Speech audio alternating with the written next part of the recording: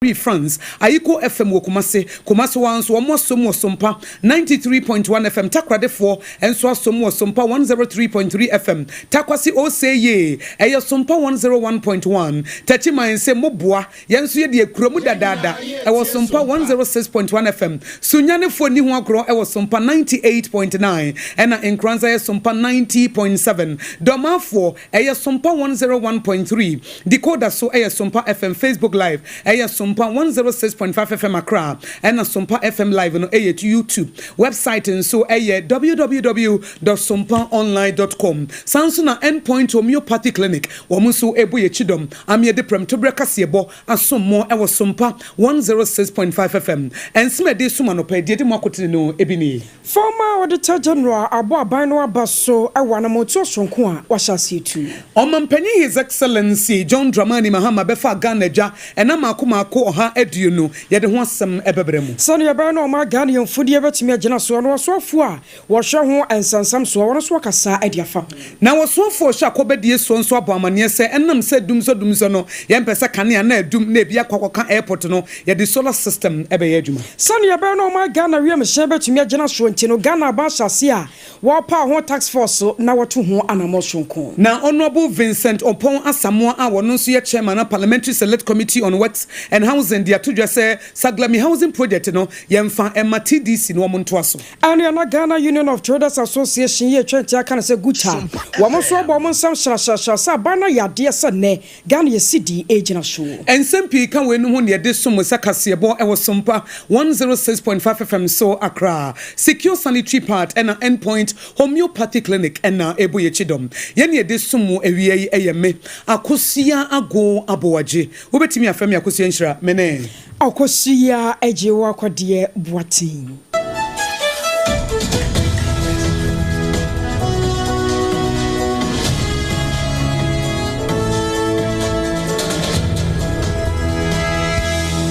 Edem yene yakrono na yakwa na omampanyine his excellency John Dramani Mahama obefa Ghana ja enama akomako ha eduno 120 days no aso na ansan wo ba na boshe bi wo ha wotintim ye e de che Ghana fo so obetimi dia ye adwuma na ebu ba ko ne se de fa ne lean government no eno no de ba ye adwuma wo mfa ni padom nchi wo mo se momra na momesom ene kakra bi na asoafo wo mo som eboa ye ne yakoyenim ene no chi code of conduct so wadana die no beboa amana mewu no awia abomu ne nkuntabo mapanso etimi ayejuma no mampani his excellency John Dramani Mahama was on the national economic dialogue ebai ejiji nimdifo adwenkyere ne adwempo a ebetimi aboa ma man afa ntuma pa efra within 120 days no so jumedie bi ode baye de be hwe obo ade bobrem eye tree for life and a blue water no so wadana de sede be ya kwaya eda ne mfofon no ebetimi abafom ne bosha ba ko nso wo hye ya wodi suo eye e-levy betting tax and emission levy no a eno nso wo yi free ho sede ne hyehyɛ mu esitie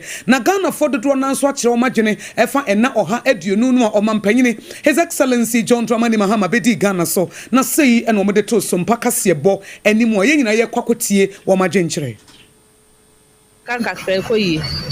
hu se yese waba abembo no describe to bi bottom but ugina kire se Mahama aba na membo ni beye ne wanya adwuma wonya hwe ba wo ye adwuma ska ewo manim ti wo ye adwuma nko ade obenye ska me we die eye nsi sayabem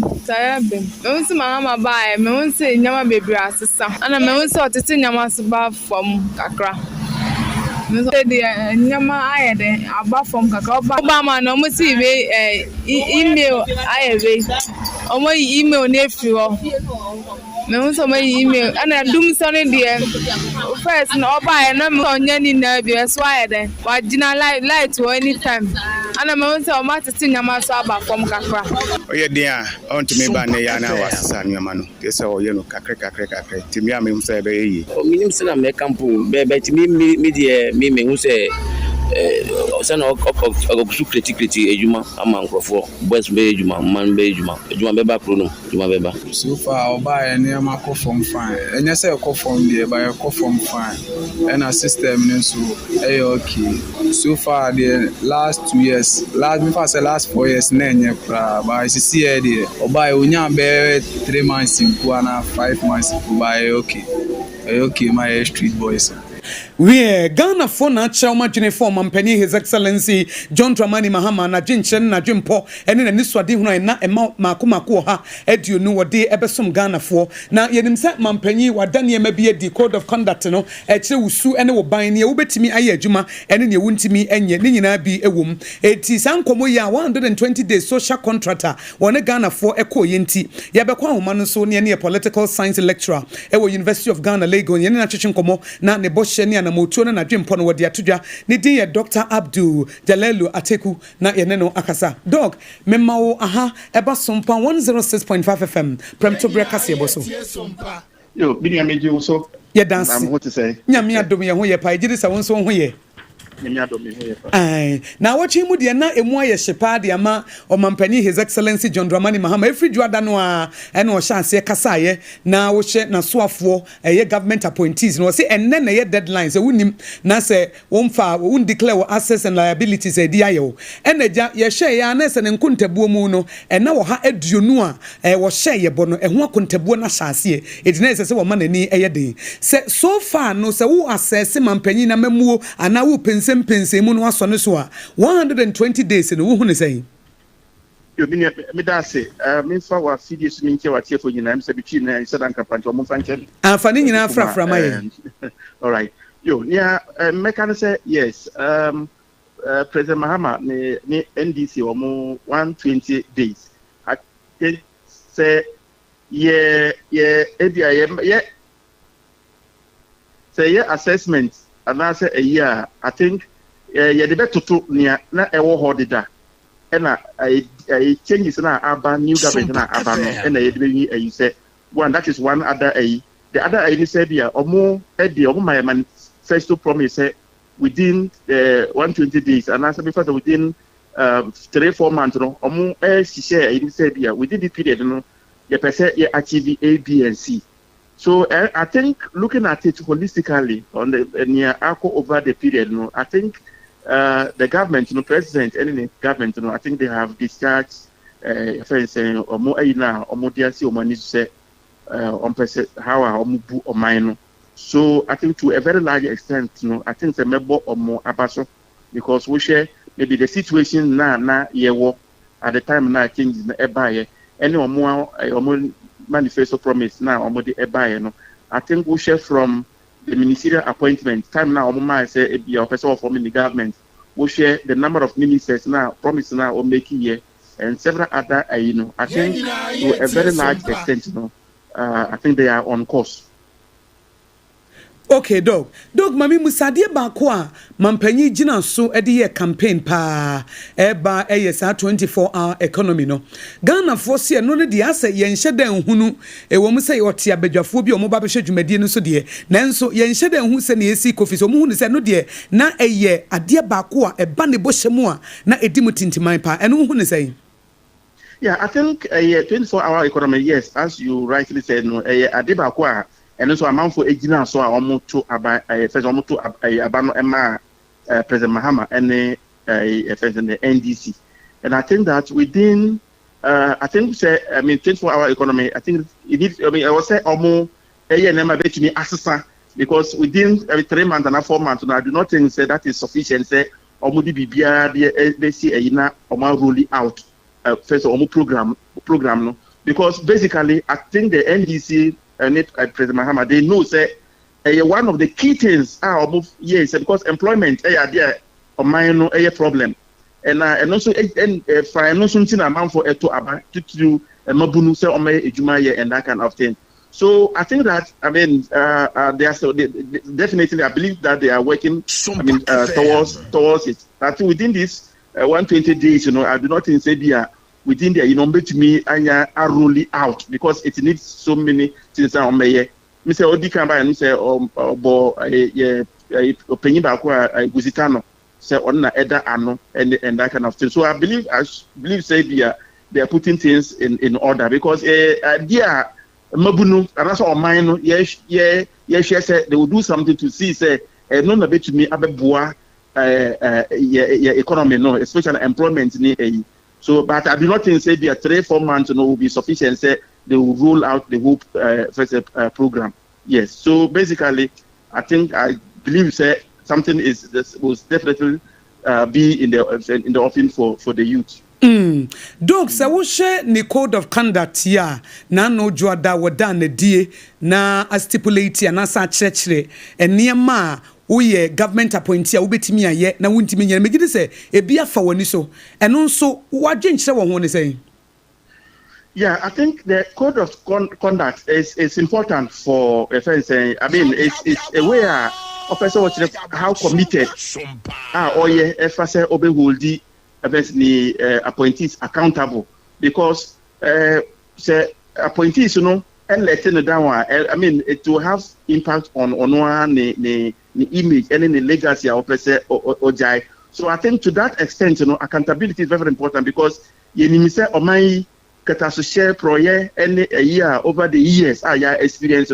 government obi a person wey bibia obeholdi the accountable. And I think it's one of the ways now but I think in my view I think that say back to me I expanded so instead of like maybe say the code of conduct will be for only maybe the NDC at the moment. And I think that is important to have a legislation on it so that public officials their conduct will be based on that. I think over the close to 2 decades or so, that there is a bill like that, but that bill has been in the issue for a very long time. So moving forward, so while we praise and I say we commend Serbia, President Mohamed Abba to hold his accountable. I think moving forward, if we can legislate, we can broaden it. Now, be say emra, now be say she emma abambia obeba. No adiso. And for the NDC as a party, you say, maybe a steady NDC as a party, like of philosophy. There are certain values be a the attitude party. So obi a NDC man pa oji NDC etumwa. Like some of these things shouldn't be a problem. But over the years, who say Akosua Kodie of all the governments experience. So BB say it is good. But Nyameka say I think that we need to broaden it. There should be a legislation. Say, some act of parliament be to me. I support it. I say, Emma Obia party be our but say we NDC, say new party say Gumu be our baby and next say Abe Emma Edaho. I think that to that extent, and be to me Aboagye Ama Yekan yeah. Nese dog so far no dear se ubu no 120 days social contract 120 days social contract no ne Ghana for no call no a ubeti percentage wise no how de ne beto he. The percentage say if I put everything any if I say the promise now never also may 14 days never also may if I say ebia 120 days ni to a very large extent make us consider any at the moment the current doing so we are experiencing. I would have given more than 80%, maybe about 85%. But I may take it within I think I still give them like 81%. So I think that in my view, I think over the past few months I think they have discharged themselves. So I believe that they can still work hard in order to move forward. So in my view, I'll give them 81%. Okay. Doc, you better CP say we want some pakasiebo atwetwe nkomo yedase.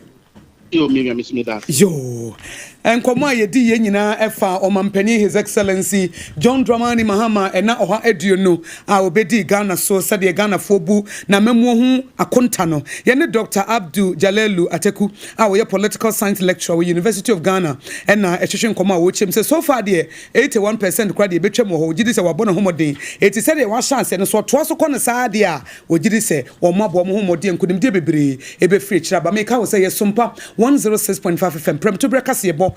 secure sanitary pad and afeso endpoint homeopathic clinic afa honka no and wuti ana wuti no ya to so de ma wa na former auditor general Yero Daniel Domlevo one so na no to match Sompa mampani Yero John Dramani Mahama kire pa sane maye toshum yenu wasesa no ho aba na sanwe na de ya jese wa ma ne so ogwama biem wase wo hwemu a na ne maye dikan na sanuoma ekotro kan tina Ghana fo binom ebo won mo hwene o mo nhyada hunu so ye sasa papa no kora ba wo ba ye to so mienu no anhwe yi ana wantumi amfa hye amapa bi ye ngu akwan mu ama Ghana fo ye hunu bi na so wo se ne ma ye to so mienu adane di pefie se Ghana na no kwa ya resete wo man no akasa no ye fra dumu akwadumu na wo for God and country dwumade so ya professor Abochichina na dwamwo no ana wone former auditor general Yerwa Daniel Domlevo ebo sankomo yi emesenia omampani aya no mani eso anasemani jon na mebo na baso efise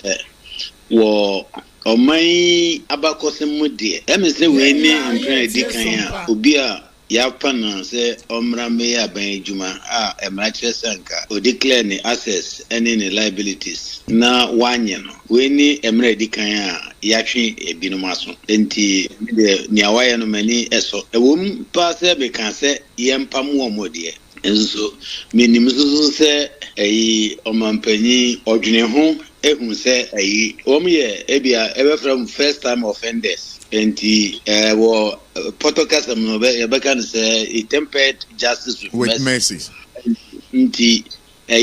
because min kai se obi o ho a 1 year as a declaration ya gine salary every nsem da ena we nya busum ba ku ena nya busum mienu busum mien salary ena ye je every o nsem ansana yes the ominance and contribute 1 month dina ko 4 months salary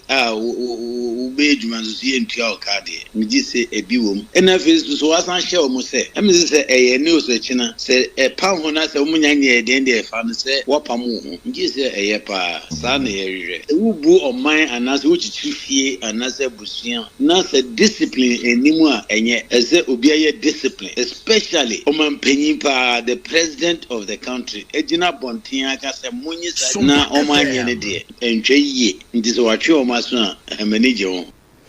na anu no ana Yerwa Daniel Domlevo baba to so achimusa de ana ni jesa na nwaho an sama mpanyi Yerwa John Dramani Mahama na nsam no wanka ne trawo wasade mra atato we de enye emra pa ne ye hwe na so ye si ye hwe mra kunini e wo oman mu a ende ne je se 31st March now de ma omukura no je se eye pa because se o hwe article 286 of the constitution e kire se declare ansana wa hwe jumase nti as a senka we sade na ansana wa hwe jumase ena ayi oman ya san si hwe emra bi a no ye frɛ ne at 550 as se wantimi anye sade na ansana wo hwe ejumase a abruswa 6 months die na waye ena nti so hwe sa emra mienu ya emse enkoyie bako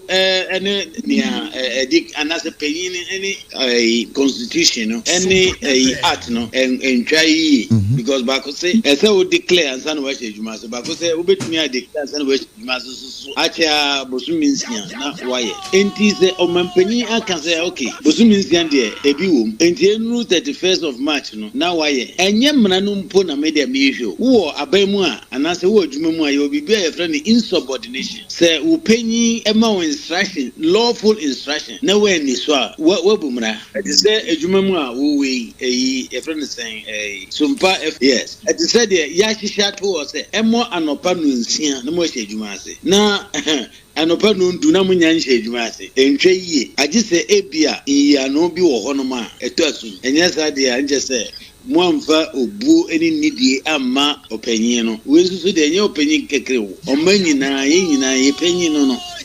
nti eno ye enough just enye constitution ni provision nti ena American senke yempamo eni de ni obu amigidi se omamfa ma omampanyin nti na mesi yempamo na ono oye abadaye kakra nti no se eye muamfa ni ama medie metwum aso kakra na masan hye mo time this time no so na musan eye beyond a no nje se mo na mo pe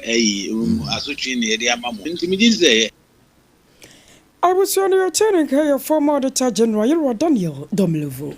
Meka wo se Sompa 106.5 FM awia pram to brekasebo na wutie ne yekoye ne ma oro Joseph Nipe Bukari awo yo so afo Akobedi so Minister of Transport e dia tudwa se wo sha terminal 2 e wo koteka wiem shenji na ye ho no wo mo pese wo mo di solar system e ye adwuma se bia na nse wo hwe ne bia na adum ne ade ne yesiesie ne nyina se ye nya sa solar system no ne de go ho na sa solar power no e de ma wo mo a da bia kane ne be ye adwuma na ma airlines ahodo wiem shen e ba besie ne ye kwa e ba ne nyina no Akobedi ayefo na ayemre Experience some little outages, but they are not light-offs in the airport. What we are seeing is some change or some upgrade. You will see that the Terminal 2 is being worked on. Facilities are being improved, it's being upgraded. We are also positioning ourselves to create a solar farm that will feed the airport. So that is also on our drawing boards and at an advanced level of getting the contract given out so that the solar system will be solely to help feed the airport. So that will be more secure so that we'll have national grid, we'll have a standby gen, and then the solar system need to add to what we have. We have 2 airlines, local airlines, and we are all aware sometimes you get that they are not taking. I just said that we need to create more space for other local airlines to come on board. I will be happy even we have 5 local airlines. That competition will be there, and that will lead to the reduction of sometimes the fares we pay. And again, that will also create the space for them to improve upon the services they run. So whilst we are looking to add to what we have to upgrade the facilities that we have been using for years. So sometimes we will feel some of these inconveniences in our airport, but it is not deliberate. It is just that we need to upgrade and improve on the facility.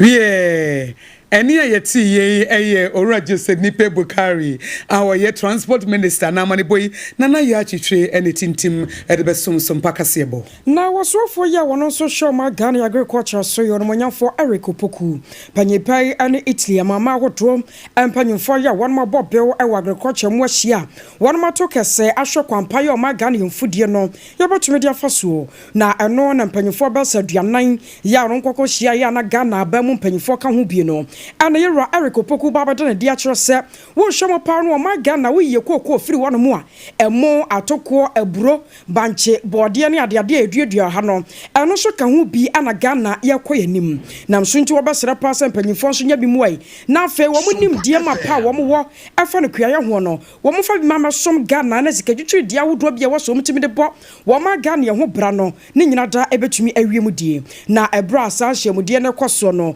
yamane boni nana ya twitwi what should be the very say the development, the production of maize, rice, and sorghum, and the other cereals. We selected the crops carefully because we think that we have the potential to produce enough rice in our country. And when it comes to maize, if you want to develop the poultry sector, you need the poultry feed. And maize and soya constitute 70% of all the ingredients that go into poultry feed. So they are intertwined, they are connected.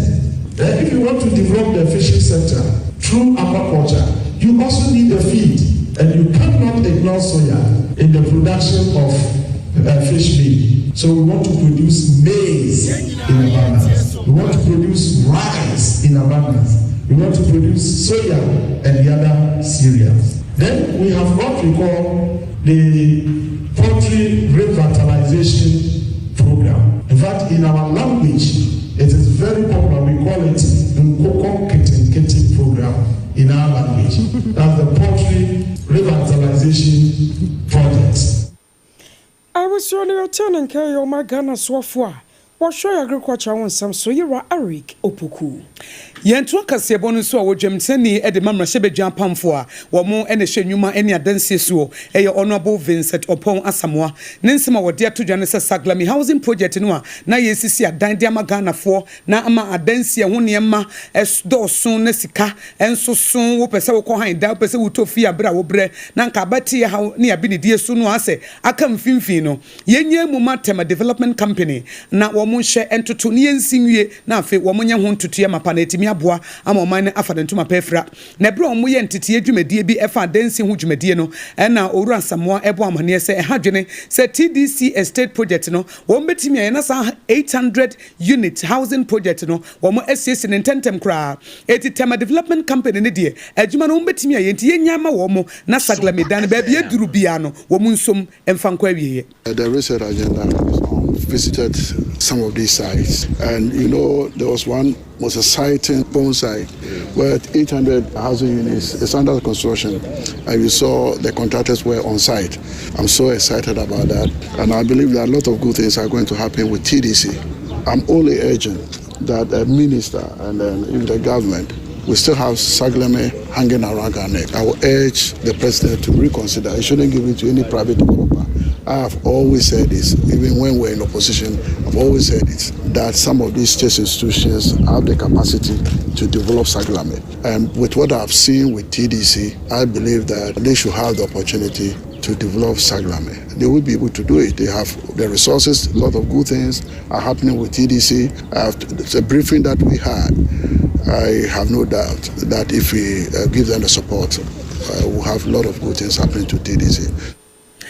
Eni yeti ye eyora Vincent Opon Asamoah ye Jemteni mamra shebe Japanfo a wo mo hye enwuma eni adansie so na wo ye na opanyina wo hye akire se Tema Development Company no wo mo acting director eyora Courage Nunekweku eno de etu dwase wo gidie se Saglami housing project no ye de hye wo mo nsa wo betimi aye ni yefi so mo onim difo ne abemfo betimi agina wo mo nanso ama adwuma no akwawie. Let me say thank you to the Parliamentary Select Committee that's works in housing. It's a good thing that they have decided to come to the field to have the feel of what is happening on the field, not just sitting in Parliament and making decisions. You have seen it has been a very fruitful,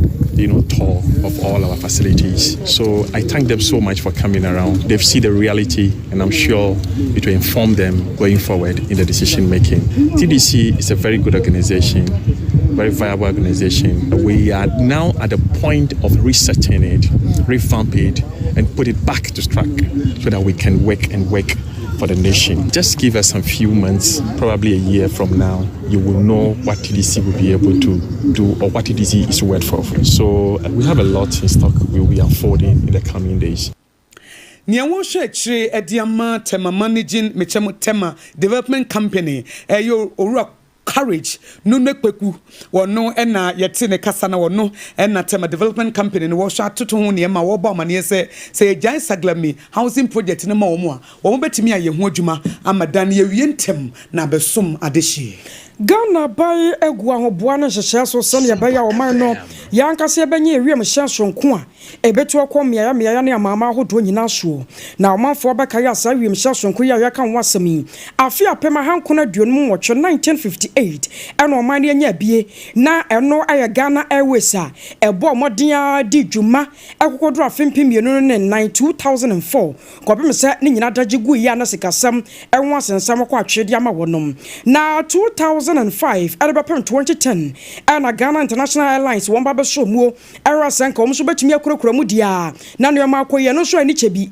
and saje guye e se bra ye ka se Ghana se yanka se betumi de ensase yebo ne yaka se wo wie mu hyan a e di akone abakọ babia ye Ghana yanka se dia no enya de bi wo ho no sa na Transport Minister Yira Joseph Bukari ne pe wono ene nsɛmtwerɛ fokra di ho nkomo ya wo kire mu se wo hwɛ mu a local ones no akwakoye mienu pɛ enu ne yedi tuo kwa mia wodo ya chize bi kwa asante mantemu ene mia ya wodo ye kaka ho enam so nchene na ho akwa hia se yankase enya ya de ensese yebo ne yakase ya National Airlines na fedie enuoma tumi agina so ye pa aka ho bi ama Ghana ban ebo amane se wekura no ani chebi won ba be pa won abejokuo ne tax force ahodo a won mo betena se susu bribi na won madwene kwan ye befa so na airlines ensensem wo no ebetumi afa no ntuma pa ede efrabio. Yetwonso ne akonsemfo froso wo Sompa 106.5 FM from Tubrekase Ebomua na otrofo panyine edema National Democratic Congress NDC amonyeko no eyo rafifi kwete na nasmode atodwane se omampanya bede eche dada Dr. Mahmoud Baumia wo yobi a wo ye na adafo pa de ntia wo kasa ne se Ghana mpanini ne ye de hye nsa enyeye efise se wo hwa NPP 4 toto Ghana sikasam ne basabasa oman no etoape na ebra so yesi obebu ntade afa ho no na oyi ne ho afirim wo bo obi asobo na nso de obo ne dia enye yie eti we che se panidie dumadie pa de ye de hye ne nsa emoa wo se bra Ghana ye den na Ghana yisi kasema to ape ye gi ho ba bia enye ne ye po panyine a wo betimi agina brane e de oman no asiye no Dr. Mahmoud Baumia entimi enyina yie amaye mama ye ntie se na efifi kwete e kan ne nsem. The personalities often embody something about the party. Watch Nana Akosua, watch Baumia. Of the three of them,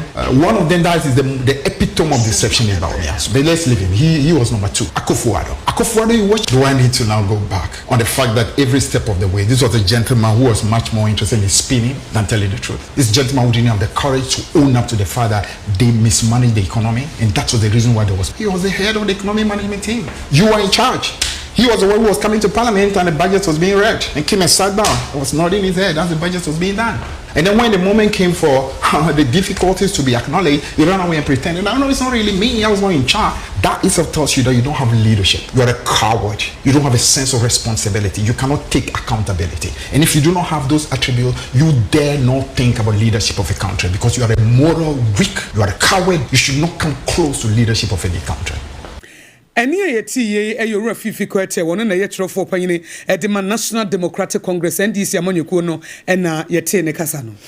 Central for Shamodia Akosua, our Floman Temoyamepe. Na eno account be Amanaya Tong. Flood Victims Association, one more and a friend Central for. What they are saying to one when him say they are Sompa NTA. Na Anturia Siaman saying, says Sikaju dia Ghana betra to ho. Sanka one month sanka this year be show you for woman your money at dear. Woman saber to me a cana fish crano. One man your mukwa who sang no. One month is Sikan in Nipa Binomonam Quatikwanso percent. Woman man is Sikan Quanta, Yanya dia Ombatia Sekura. I can be a mene, Kuanwaka Kawan. I trust one more friends and trough will be an man penny one tay. Enti one more senepa. Says Sikanwa will try, no. Eya dane enti mampanyi manani enku hu yi na chechena ne demakuo no anase panyipa yo no kasa edemakuo no ayowura gosen hroji wono anane sompa kase edi nkoma sama ne bonyina da odane di twe. It has been alleged that some key individuals are fighting hard for the compensation due the victims should come into their hands. We, the flood victims of Tongu, is hereby alerting the President of the Republic of Ghana, Honorable John Dramani Mahama, and the selected committee to compensate the flood victims knew nothing about the key figures who are lobbying for the compensation fund to come into their hands. Ladies and gentlemen of the media,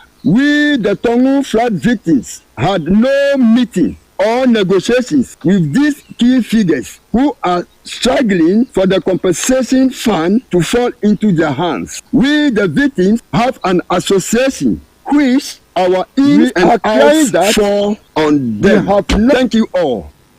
Thank you all. No other tattoo and watch you no penny pana manansoa and was Raman Pagin so mara 1 month bemway. Na son you make a kono anwadin. We are crying that we have not gotten our equal share in this money's brought to Mafa for affected flood victims because of the corrupt practices which had robbed the distribution of relief items and funds donated. Ladies and gentlemen of the media, the corrupt high-profile practices which had robbed the distributions of relief items and funds donated had informed our current to organize this press conference to call on the National Democratic Congress government led by President Dramani Mahama to order the committee set to work on the compensation package for the flood victims and to release the fund allocated to the chiefs. I was your way a year at this year be a Flomanta Momepe and your T1 monkey. Meka wo se Sompa 106.5 FM so na prem to breka se bo secure sanitary pad odofo mameka secure sanitary pad ho asem kakra nche wate e ma de yina ye ni makwantu obusu bibia e pokokoro de wo betwa na emo wo twa se wo twa ne yie na de wo de twa e ma wo nya hotoso e ma wotimi tena so wa kokodrom e ma wotimi sha atade fita ma wotimi nante no ye friend is secure sanitary pad na secure sanitary pad ba ye no e ma nyina se aba ma chedodo mama ye ho atoye e vi se wo nya de boa said the city and inti efafa baby a etinya de be se wo ho efi se wo bo secure sanitary pad pe de efa ne leakage ne de na afiri wo word mu wo dishna ne kura na afiri mu dadaada na obetimi abona no pa awia ne enumre de ada ne se wo se ma ye da enumre ye tapre etu yo ba wo prepare sa na sanitary pad no enya de etimi steke ebo baby se se ebo a wani ntine na number bi na so number bi na che se wo nwie na wo mpaso bibia asai na nso oba de ebre so na se wo bu nsa ye se oba wo yakete tiesia wo kata wo husie saa nso na bosomia kantuo no so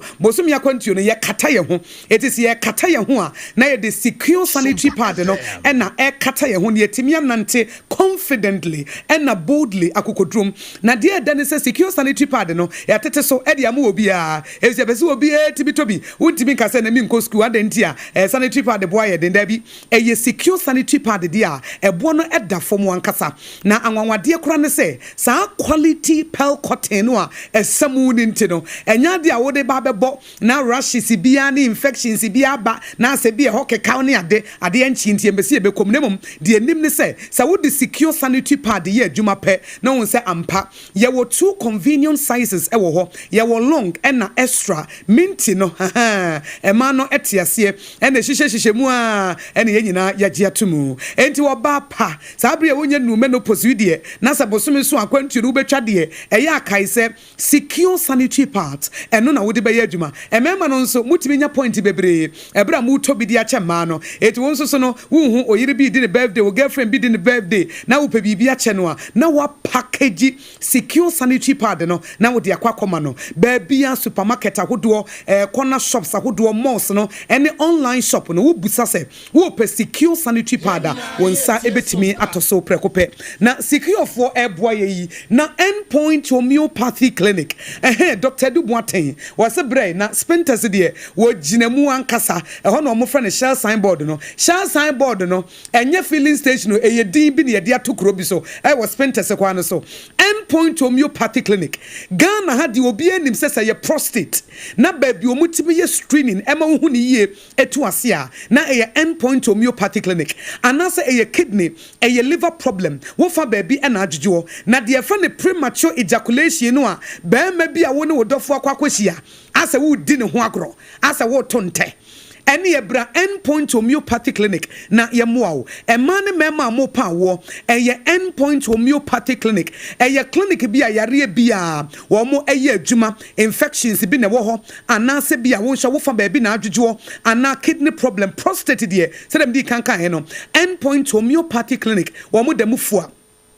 different endpoint homeopathy clinic ahenema kokobe kumase ba ko ho eben angel educational complex no na Accra hanso so de wo mu ginemu ankasa was spenters bebre friend share signboard no wudru na ubusasa wo pe endpoint homeopathy clinic wo bia ebechiro for endpoint was 0244 867068 0244 867068 and 027423432 027423432 endpoint homeopathy clinic wa wonim say homeopathy de Queen Elizabeth wonya ne baby ko ye wonya aka bi ne wonya 100 years yi wonu homeopathy a na odi adwuma na Ghana ha de eba homeopathy hu dwumadi a obi anim say endpoint homeopathy clinic ewie say wo bedi di ahya nso hajia special local foods we no medical ka say enye aduane ne aduane o eziman didi local ne continental dishes no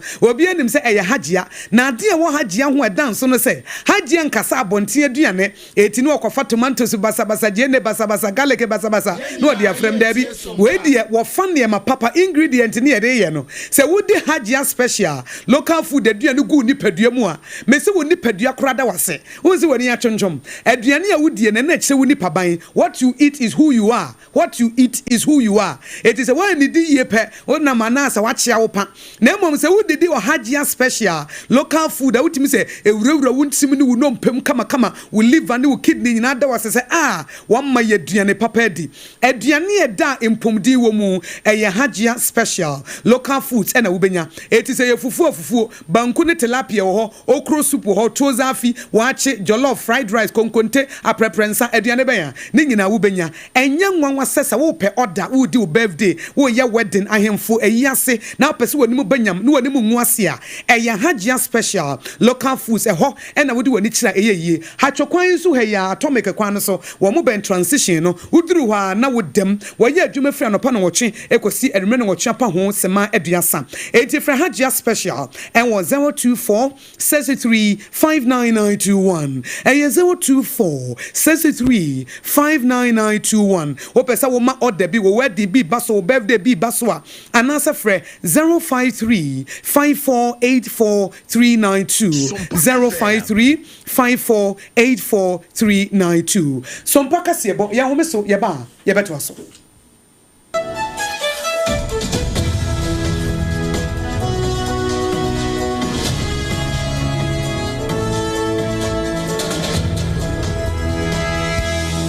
Hajia special local foods abakade enye aduane ne aduane o ye wa aduane ne wa aduane enye nwanwa se Ghana ha ahemfo eyi akese we na kese party akese se wo pe baabi a wo be serve wo ma wo ho se ye buffet ene wo mo ye se ye local continental dishes a wo bi atwa nani a Hajia special local foods e wo hacho atomic kwan so ho no de enti e friend local foods ne se enye wo mo ye aduane a na wo mo atentam tomatoes apro meko apro jena apro garlic apro no de aye aduane se eya abonti na aduane edi yenye ne bisa dabi Hajia suro nyame etinye nwanwa se Ghana ha etitire se ministries agencies akese eyi ahemfo na nanom ahema mo wo mo tenase no wo mo si ye bedidi ye didi eziban ye didi a wo mo se momfra Hajia special local foods efise hono ena aduane no ekoyi Ghana ha ba bia wo mo timi serve Hajia special local food pese wo fra eye 024 63 59921 024 63 59921 and answer 059 479 7215 059 479 7215 for not with them 21st clinic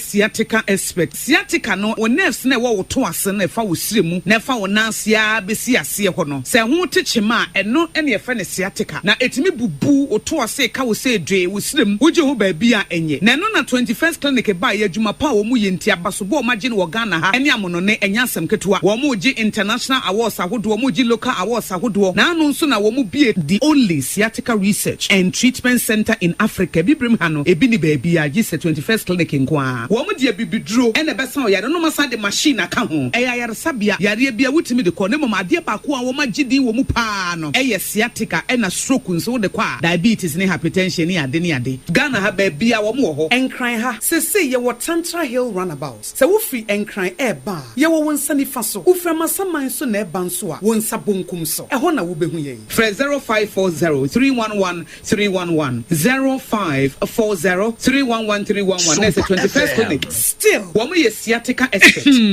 medo edra no pa wutimi to wo boase etwitwi wo si o ado na so ni se me yas toothpaste and the brush and the twitwi mesima minya homka senti na ye bokoi na me me all time favorite Yas herbal toothpaste and the brush aboa me ama sesei menum nso a enwunu anasa de ehia me semfimfem me biem na won hwese mesi aye fita sesrecha homa na eti brightens Yas whitening toothpaste and the brush and me di hwimese enti na wo se efei na Yas total care gel toothpaste and the brush ne de ebo wo se ho ban demu ne nyina ema wonum ye sham. Oh yes, Enukratrodo. Yas Herba, Yas Whitening, and the Yas Total Care Gel Toothpaste, and then the brush. Abusian Chamfa. So what peduo 2 1 crying ha. For Leicester Ghana Limited and was 050 161 9588. Leicester Ghana Limited and the Yas Toothpaste mo ahodo and then the brush abedwaso abeboy. Na ade na aya obayi a oda forma so ne yafunu mu emunum ni. Oh Mr. Entry also yare ya titi be benfie pi nanso ne yam nyo no da se me kire no ahodo amato a me hunu hwe a ebe ya nwanwa. Menyi ni se what ulcer tamfo Haxa capsules any Haxa mixture yanum bom kotia ulcer no bia ma no anom anka ne ho ato no dadaada ulcer dro de eno ne Haxa capsules any Haxa mixture akom ni nkyeremu ulcer yekura eto yefunu ene ensunu mu etuma wo yefunu ekeka wa wogire wo ho a enyi ulcer etumi ema wo ye cheko ebra wadidi awie so how eye ulcer de a kope Haxa capsules any Haxa mixture nanum bom na ho ebeto pedudu atu a ko okanshi drug lane Kumasi Dani Herbal Takradi AA Mensa Anafre 02038228555 Apinfo abatan ya woma won mofra no fo ene mofra woni mfiedu mienu enka ho Haxa capsules ene ne mixture ulcer tamfo edie age adwadie nkratoyi atom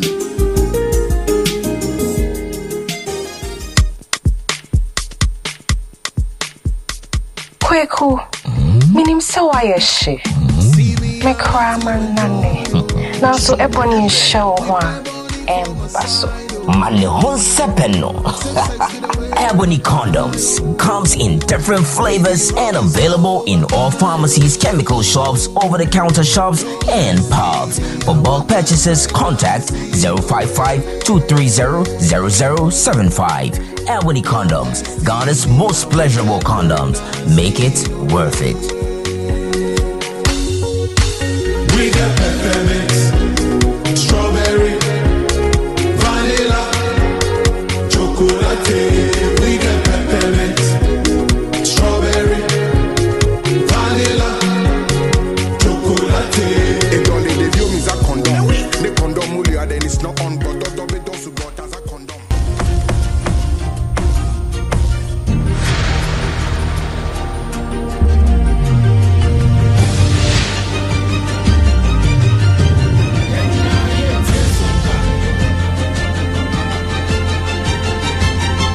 Sompa TV, Emma Akituapa. Emma Ketua Pampa, ya kan so Sompa 106.5 FM Accra, na wutie na ra wusem bia yenya e de fi beposo no be mankranso wa afo ano south west wa Ashanti region ese edura santememu to ene se gas tanker bi kan kwanhia bi esi amankwanhia na esi ye no yesi se Ghana Fire Service duru hontem mo amunim Ghana fo bi ani bre gas kura na opese wo fa kwan bi so gas nso be dai akope bi na akọ edi atorenchem bi aba enti Ebenezer Wusu ansa Sompa FM na Sompa TV ya reporter ba kono no wo de esi no maye Ebenezer memo akọ aba o Mejo so mini Akosua. Yo, ya danse. Wadaruma ya tese gas tanker bi nkwanhia bi esi e wo beposo kyereyemu ye Ghana fo nyina tie o. Midday aso. Said ye wo mato nkra e de ma Sompa 106.5 FM e wa Accra. Anopai e na yenya ne ntie se tanker wo no wo free Kumasi e di betwam akwa sunyane no wa ba benya nkwanhia e wo beposo a sisi amono kase no wada so gusua edaho na anokwasem bia beti ye nyina na ye say VIP bus mienu a wo mu susu efri mankanso no mu mani kire ko so hono wo mu mienu ko yo overtaking na overtaking no e na nam so ma sa tankai wo no susu ehu say se de ade na ye no say wodi ko sia bus no ba ko ejabetom amade besi etimiasi eno di ka ho bi ma wo ye na je say wode be fu bepo bia ewo ho eno na nam so ma fofi anto ata mo jara ba mo no wodi ko wura amna kase bia eno ewo sa ba bia ewo be poso hui eti se se no kase de aposifo atimi ba bedu ha e na so VIP Ghana National Fire Service for so ba bedu ha se se no kase no wo mudi ensuo egugugugu so se de be ya eja entimi ntomo eti se se no kase de Ghana Fire Service for aba be piebo omu bua se de be ya wo metima ye e no ma hyefe se de be ya eja entimi nto krobo na se bibiboni ntimi ti kromo no wo mafo mu eden be around ho nyina no wo masoja wo mu bonde ya no munum ja no na nya saade a eja betima akwa kotom ama bebesi enya esi a Tiano, woman in a mafia, woman amane, I was up for said a bear, a ja 18 Congo to Muma, and go far at and catch the Daniel, and my mamma Primo, a Tigana Fire Service, if an opano, and in Sue Gugu, Swat, Samano Casano, or Muda Suwa, and soon Mudi Gugu, so I said a bear tankano, and so a bit me a Joe, now meeting up Peja Tankano, and the free washing game, send a bear, Jabian Timinto, it is Minister. Ya Akosua ho a akwanhia eti yema enipa binum a wo ho no e prade bia mprade na so so tankana ato ho no e na omanfo susu te anhwe ya na eja ba beto kromo enu ti Ghana Fire Service for aba be piem ho a wo mu ye bia bo se be eja entimi to kromo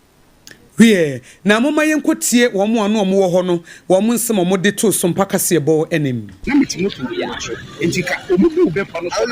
de mu odi akire no ko so sa we no mu ya fa de ka sabre no mo be pa no so it is speed no and why the we slow down or sa de share between sa yes it is sing ba de di akire no no ko yo matik na we na ase pie amna we na to wo si wo mu play we na so da gas kan ana pass na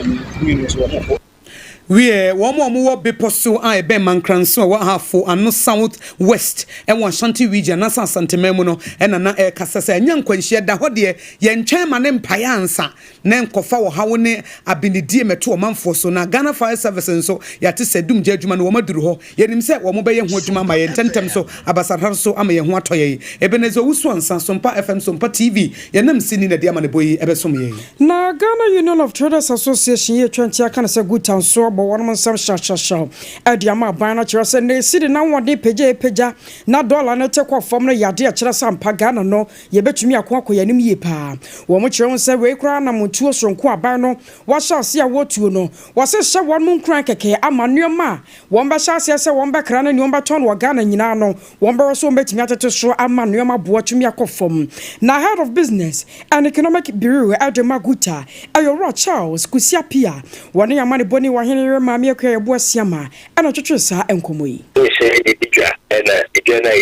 the major carriage is that the in forest you see that dollar pounds with you anytime any of these carriages the cost it has negative effect the way businesses so the working capital that is a jumana in a holding okufu only be ya dream so say or maybe no holding businesses so the temporary cost na ya holding ekofu it means the minus holding ekofu I do now from January, you would have ability within the forest market. Now from April, May, we've seen some reduction in our city gaining strength. I think say now the managers of our economy is your Bomabaso. Now your Bomabaso say, all policies of intervention, how many panel, and you do positive results. I continue to make a you free your panel in the chair. Your poor makes us my idea. Now, Akosua and they should stay focused and ensure that they give more value, more strength to the local currency, which is the city. Anwache no penye pano for sakwanya no so dia de so dia to aban wanim sanyo de one more fa how mu pa ancha ban so enko mumwa. We share our interest rate also. We are praying to come down so that it can be very competitive within the sub-Saharan African countries. We say you will after Secretary of Ghana that is promoting single market within the African continent. I say Ghana take advantage of that. The cost of production is very high. She is sharp by all those factors that is making production doing business expensive in Ghana. Now it's me competitive within the African continent.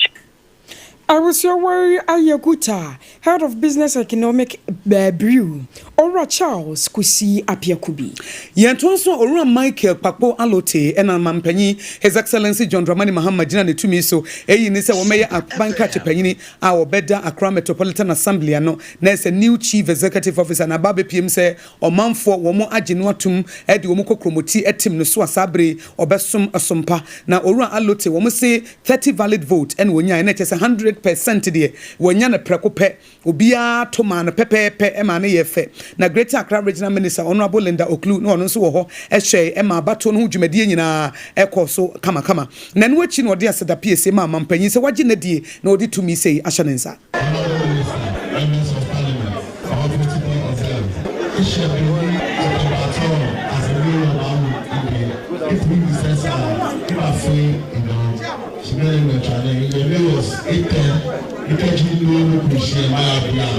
There is no reason we manual failing because I have so much people to advise me. The value of IVP.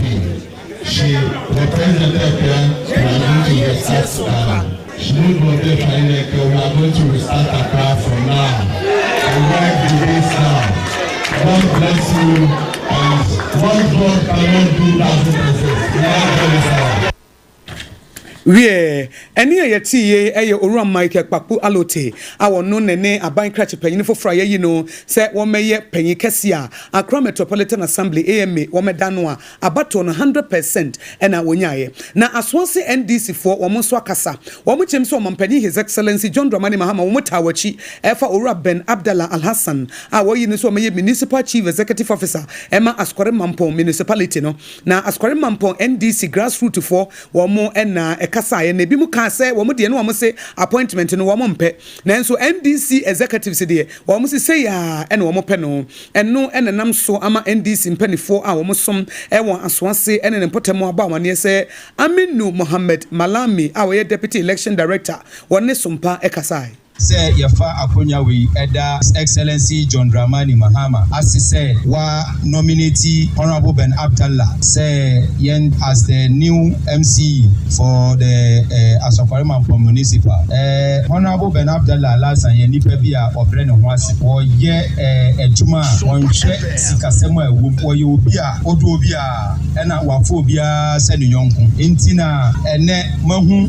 dodo a omo ha ye omo be ebeta na chi say Honorable His Excellency John Dramani Mahama abonidi as MC for Asokore Mampo ye nyina yaba yabeshia ye say ye be His Excellency John Dramani Mahama one say ya ye wo hai Vice Chairman for Aswasi constituency any organizer wa ha Alhaji Surabeda His Excellency ase any enimonyama wa hye Asokore Mampo man any Honorable Ben Abdallah enti ye danase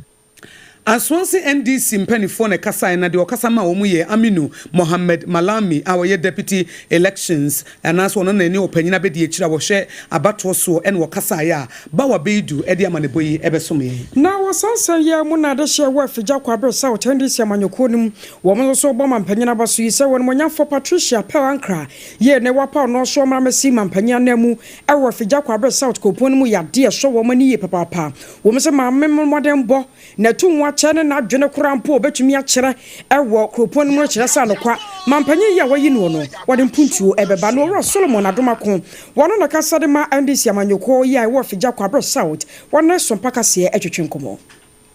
Oboda home de your party mu a contested parliamentary seat in training okoye NDC premise no ba olusui was a former constituency women's organizer ye chair asante region mu say ye for elections ye pese chimu na itimi na ho de itimi we na elections no ye chair region mu into 5 zones and benefit no more dem mo e no kan zona team ho or a member of asante regional welfare and in the delegation na mind me pie we fida kwa abesa one be create women's strength for wa man na be fida kwa abesa so ka say NDC a man kwa NVP si hu ne say oba so di ade anim no so mu yi ade ne gina enti so mampanyi na hu ne say niewe no otimi abone dia ma ya na say mare di eti kokoro o ma anyera o mo nya di o mo so ni mu so atire no mo to aboa no ti ma ye so atakon so de so house so atakakara eti ye demasis o fe de kese ya wa ya ma ye ya dona se wa de fefa wa ya ma na no achi no eno de to aso kire se woni pefe se woni monyafo Patricia Pelankra mampanyina boy di ya dia wode ne sode ho sonko abeba fija kwa bre South ye odidi se Patricia Pelankra obi a o city eni wi se ade eboa ye obi a o ti asem na o hie afutu ye hwese mensen be fa no ntum pa efira na apomden etumpo mensen ne mu na ngomasua atunum na wasan eteme NDC so party no egina party bia ese agusua bia no to fika krawo na won to fika kari bia no won na ewi fire which makaya bom na onka party ne mom ne timi meye ano ba ko o mensen ne mu na ye ogidi se Patricia Pelankra bitima ye I was on your turn and Kaya Panyapayo Casa de Ma Andy Siamanyuku, Fija Quabra South, Abaton Paso, or Solomon, Quaquadamaco. Ye copy ever Vatican na fe ye de Premtobreca Sebono, Abaye, secure sanitary pad, and endpoint homeopathy clinic, and Eboye Chidom. Na Baba BPS, cardinals by your Ediasa, 120 cardinals, or Maya Sofum Penny 4, or Modida de Roma, Soru Crupon Hoduanono, or Mabeshia ever Vatican. Adentia Pope Francis a Frim, Enunti, Ye Penny Pafufron, Babesina nem popo fufra obetimi asom wo mo na beboa mampumtu aba eti wo munya wura dem ho pe obi ampie ye betia gise popa ba ansa na obi akasa wonya wura dem ho a obi antimi ne outside world nkasa wontimi ne wabusuafo nkasa wonu obi ankasa nwie kopem se wo mo ebeye wie eti efri na ikoya de ehwo na moto na na yetu ayehwe ni mu se na wotwi nkwa wieye enkwa mua ne de na ba biesese wo muduru no na wo mo aduru ho ne yehunu se popo fufra wo baaye no ehimfa ene ofri ene kwan wo ba befa so asomo na Roman asafo no ewo wiase nyina no wo magina wo mo na so etimide asom yi kase bon secure sanitary pad I am nyina ya hotoso and would siesie ho a wo ye secured evisa wo bambo se nyade a wo ho bese sa pel koten no tare mu no eno kura na man zo mu ni ho agro no ekoyi ankasa etimi no no bibia kama bacteria na se infection kura de ene na wafrim ne bo no so eda form eti secure sanitary pad ene na se wukura endpoint homeopathy clinic was prostate be man na emane nyeje osabra emane me ma mo pa wo mo fumani enchire ho endpoint homeopathy clinic shall signboard was spinters kwan so and na hinema kokobe Kumasi I ben Angel Educational Complex no so be hu no Hajia special foods and also so the local food local net that so no say what the local ingredient and na eye eti wunya bi dia wutimi say wa ma ni pedua no aduane eye ankasa eti Akosua fa kakra no so na ye so venko Nana Kojojo Second Limited ni Yakoba Sempremo se wono so de adanse ho ne oma na doa na fei cement ayon ross any roofing sheet papa de Nana Keja Sinche ne free bar Accra Kumasi 0204 345040 Lester Company Limited ni oko what the years toothpaste and the brush ababa ye ni aposin papa emma asen ye hwam emanimonyam san so bam Accra Kumasi ne one more branches ahoto won sabotumi akabi 0501 619588 21st clinic ni yedo siataka expert woman no sha see o nti siataka yade no wama benemu ye wase branches no guso da bie 15 ane a kire no kura wonwie 0540 311 311 Electroland Ghana Limited woman home appliances nyina eda won mabamu na se wase bunu east woma ba bie bi watachiman 11 Electroland Ghana Limited woman home appliances nyina eda won mabamu na se wase bunu east woma ba bie bi watachiman Edinya fe na betwa kwan TV, air conditioners, fridge, washing machine, kettle, rice cooker, microwave, BBA, Electroland force wo mutombi. Editachima fwe momotwi na monkwankwaji bi na monton 0245 94 9495 0245 94 9495 Haxa mixture and the capsules and sunye also shrono also time for pa eba ye ne wase nyine adwane wase obenya bi no wase nyane biem no no bi na ho entosan se Food and Drugs Authority one magia tum se eje 0240 238-310 Nana Pennyfo anyone enkomo. We Madrin check a cram for Facebook Live eba ene bi Rahim Ranking was say omani nyina kasebo enie eno no Sompa kasebo was the Nations News there aha na etie ena nana akua mo aboten so e dia Bablikuma Central and also what the special birthday greeting ma honorable Eugene Boachi Entry former Deputy Minister for Works and Housing what de mano piaga and also omampani His Excellency John Dramani Mahama de wo hu adwuma bia wo ye dia Aboagye for KK Kaswa enso so dia wo dia ba ene wo ba mane se won de kasebo emu de agiba bia wo bi etie Sompa kasebo wo so wo chia honorable Mavis Hawakumsen oya incoming MPP National Women's Organizer ene ono nso ede ne de ababebomu nana akua mo aboten enso so ede ne de ebaya ye ne de kasebo yi esom mo awie eyeme Akosua ago Aboagye wo betimi afrɛ me Akosua nhira mene me doba Akosua ejewa Kodie boati na ye ko ni e ka mo se mo bronsem ye obi ansem dwumadie ye de to so ye wie ye na for God and country so Professor Abuchi Ebra if I shop na me hwa de wo bag bra ade enna so biem